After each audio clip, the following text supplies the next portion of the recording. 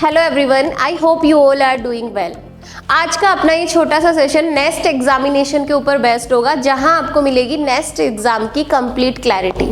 So without any further delay let's get started. So what is nest? Nest की full form है national screening entrance test. ये 5 साल का integrated course है, जहां आपको 5 साल बीएससी एमएससी करवाई जाती है। ये कोई एमबीबीएस बीटेक का कोर्स नहीं है, यहाँ बीएससी एमएससी इंटीग्रेटेड कोर्स होगा, 5 इयर्स का होगा। कहाँ से कर सकते हैं? देश के एकमात्र प्रेस्टिजियस इंस्टीट्यूट से, जहां आपके साइंटिस्ट बनने का सफर शुरू होता है, वो है niger national institute of science education research. Nest के थ्रू आप इसमें एडमिशन पाते हैं और साथ ही यूनिवर्सिटी ऑफ मुंबई DAE-CEBS में आप एडमिशन पा सकते हैं। नेक्स्ट बात करते हैं नेशनल एंट्रेंस स्क्रीनिंग टेस्ट के थ्रू आप क्या कर सकते हैं। अगर बात करें देश के भविष्य की, तो यह डॉक्टर और इंजीनियर्स पर डिपेंड नहीं करता, यह एक रिसर्चर, एक साइंटिस्ट पर डिपेंड करता है। और आने वाला जमाना सिर्फ और सिर्फ रिसर्चर्स का है, क्योंकि भविष्य में होने वाली कोई भी इन्वेंशन AI, रोबोटिक्स और कंप्यूटर साइंस के ऊपर बेस्ड होगी। इसलिए रिसर्च में स्किल होना लग्जरी नहीं, आज के जमाने में एक नेसेसिटी बन चुका है। और नेस्ट एग्जाम के जरिए आप अपने साइंटिस्ट बनने का सफर शुरू कर सकते हैं। और नेस्ट में आप यहाँ से स्टडी करने के बाद साइंटिस्ट बन सकते हैं। DAE, बार्क, इसरो, DRDO, जिनके बहुत प्रचलित नाम आपने सुने होंगे, यहाँ पर आप एज ए साइंटिस्ट वर्क कर सकते हैं। अपनी रिसर्च को कंप्लीट करके आप फर्दर स्टडीज के लिए PhD कर सकते हैं इंडिया या एब्रॉड से। इसके अलावा आप टीचिंग और रिसर्च जॉब पा सकते हैं। और नेक्स्ट अगर बात करें, रिसर्च एंड डेवलपमेंट कंपनीज में आप जॉब कर सकते हैं। नेक्स्ट बात करें तो नेस्ट ऐसा एग्जाम है जो बार्क में एंट्री का एक शॉर्टकट है।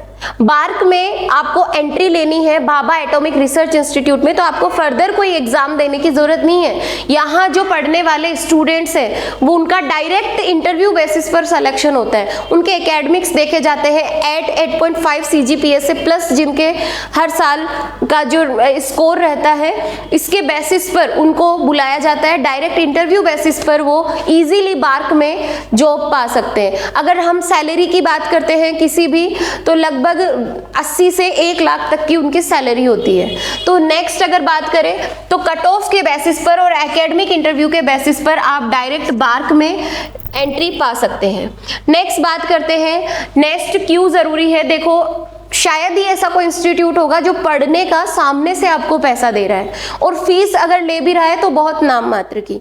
यहाँ पर मैं बात करने वाली हूँ स्कॉलरशिप की। नाइजर आपको सामने से स्कॉलरशिप देता है पढ़ने के लिए। तो यहाँ पे देखो 60,000 पर ईयर स्कॉलरशिप आपको मिलती है। Disha programme, department of atomic energy, government of India के द्वारा ये फेलोशिप आपको दी जाती है 60,000। साथ ही 20,000 पर ईयर आपको और मिलते हैं एडिशनल ग्रांटेड, यानी कि टोटल आपको यहाँ से मिलता है 80,000। ये फेलोशिप आपको मिलती है टोटल 5 ईयर्स तक। पर ईयर आपको 80,000 मिलते हैं, यानी टोटल हो गई आपकी 4 लाख। इतनी फेलोशिप आपको गवर्नमेंट प्रोवाइड करती है। अगर बात करें फीस की, तो देखिए फीस बहुत ही, अगर नाइजर के फीस की मैं बात करूं तो ट्यूशन फीस मात्र 6,000 रुपये है। इसके अलावा लेबोरेटरी, स्पोर्ट्स और हॉस्टल रेंट सभी को ऐड करें तो ओवरऑल खर्चा आपका बैठता है 16,000 रुपये। ठीक है, 16,000 रुपये आपकी फीस होगी एक सेमेस्टर की, और टोटल आपकी हो जाएगी पर ईयर 32,000 रुपये। पर ईयर आपके जो पैसे लगने वाले हैं एज ए फीस वो होंगे 32,000 रुपये। खाना पीना इसमें इंक्लूड नहीं है, बाकी रहने का भी रेंट 2,000 रुपये, बहुत मिनिमम। ट्रांसपोर्ट का यहाँ तक कि इसमें इंक्लूडेड है 1,000। ठीक है, तो 16,000 रुपये आपके एक सेमेस्टर के रहते हैं, यानी कि एनुअल पर ईयर आपको 32,000 पे करना होगा। यानी टोटल 5 ईयर का हो जाएगा 1.6 लाख। 1.6 लाख, जबकि सामने से आपको मिल कितना रहा है 4 लाख। सेम इसी तरीके से हम यूनिवर्सिटी ऑफ मुंबई की भी बात कर सकते हैं। वहाँ का जो टोटल रहता है पर सेमेस्टर वो रहता है 7,300, यानी कि ओवरऑल अगर अपन मान के चले तो 15,000 मान लेते हैं पर ईयर का। पर ईयर आपका पड़ेगा 15,000। एक साल का आपका 15,000 पड़ता है, 5 साल का आपका टोटल 75,000 रहता है। और आपको वहीं 4 लाख आपका फेलोशिप मिल जाता है। तो ये बहुत ही बेहतरीन संस्थान है जहाँ से आप अपनी रिसर्च की स्टडीज को कंप्लीट कर सकते हैं और अपने भविष्य को सिक्योर कर सकते हैं। अब कुछ इंपॉर्टेंट डेट्स की बात कर लेते हैं। इसका एप्लीकेशन फॉर्म रिलीज हो चुका है, 5 जैन से इसके एप्लीकेशन फॉर्म स्टार्ट है। 6 अप्रैल जो है ये आपकी लास्ट डेट रहेगी एप्लीकेशन फॉर्म फिल करने की। नेक्स्ट अगर बात करें, आप पेमेंट जो है वो 12 अप्रैल तक कर सकते हैं। रजिस्ट्रेशन की लास्ट डेट आपकी 6 अप्रैल है। इसके अलावा एडमिट कार्ड 15 मई को जारी होंगे और 6 जून को आपका ये एग्जाम होने वाला है। एग्जाम का जो शिफ्ट है वो बेटा रहेगा 2 से 5 का टाइम। ओके, नेक्स्ट बात करते हैं सीट वाइज मैंने यहाँ पे एक टेबल बनाया था, तो आप देख सकते हैं अनरिजर्व के लिए यहाँ 101 है और यूएम के लिए यहाँ पे 23 रहती है। ओवरऑल अगर अपन देखें, मोटी बात करें तो 202 और 59 ये टोटल सीट है, यानी कि टोटल 260 सीट है, ये मान के चल सकते हैं अपन। ठीक है, नेक्स्ट अगर अपन बात करते हैं एप्लीकेशन फीस की, तो 1400 रुपये मेल कैंडिडेट का चार्ज है, कोई भी कैटेगरी का हो, और 700 रुपये फीमेल कैंडिडेट का चार्ज है, किसी भी कैटेगरी से बिलोंग करते हो सेम फीस है। नेक्स्ट बात करेंगे एग्जाम पैटर्न की, पेपर पैटर्न क्या रहेगा, मार्किंग स्कीम क्या रहेगी, इसकी बात करते हैं।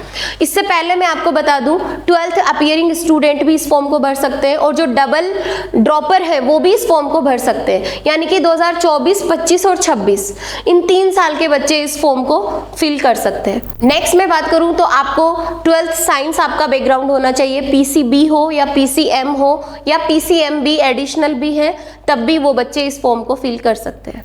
लेकिन आपके 12th में एग्रीगेट 60% अगर जनरल कैटेगरी से हो और 55% अगर OBC SC ST से बिलोंग करते हो तो इतना आपका मिनिमम एग्रीगेट परसेंटेज होना चाहिए। तो नेक्स्ट बात करेंगे पेपर पैटर्न की। पेपर पैटर्न में टोटल 80 क्वेश्चंस होते हैं और एक क्वेश्चन जो है ये 3 मार्क्स का है बेटा, तो टोटल आपका 240 का ये एग्जामिनेशन होने वाला है। 3 आवर्स और 30 मिनट का ये टोटल ड्यूरेशन होगा, यानी कि और इनकरेक्ट माइनस मार्किंग देखें तो माइनस मार्किंग 1 होगी। Total type of MCQ based question होंगे।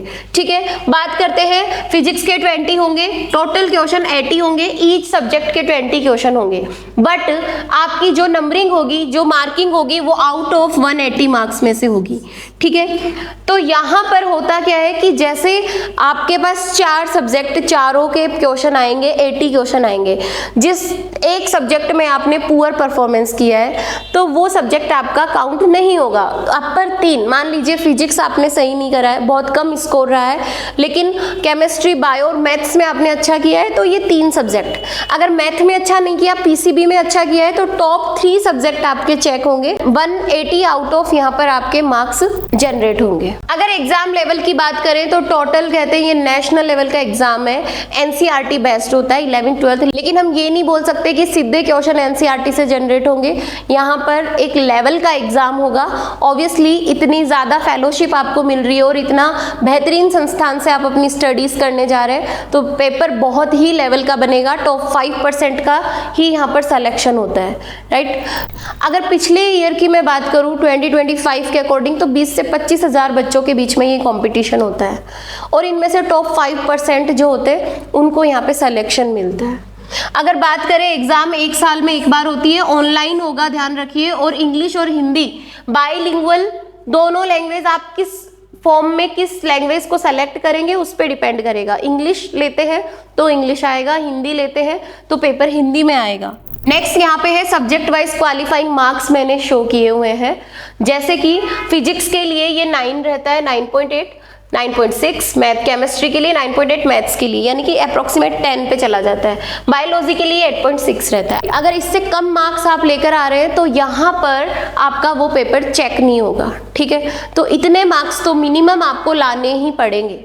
ठीक है, ये यहाँ पे नंबर दिए हुए हैं। नेक्स्ट बात करते हैं सिलेबस क्या रहेगा। यहाँ पे मैंने बायोलॉजी का सिलेबस लगाया है, मैं आपको केमिस्ट्री और फिजिक्स का सिलेबस भी दे दूंगी। अगर आपको PYQ चाहिए है इसके, तो मैं आपको PYQ भी टोटल एक वीडियो बना करके पूरा कंप्लीट आपके सामने ला दूंगी। उसके लिए आप मुझे कमेंट कर देना। आप देखो बायोलॉजी का सिलेबस क्या है, तो टोटल NCERT बेस्ड है। फर्स्ट यूनिट आपकी रहेगी लिविंग वर्ल्ड और biological classification, plant kingdom, animal world.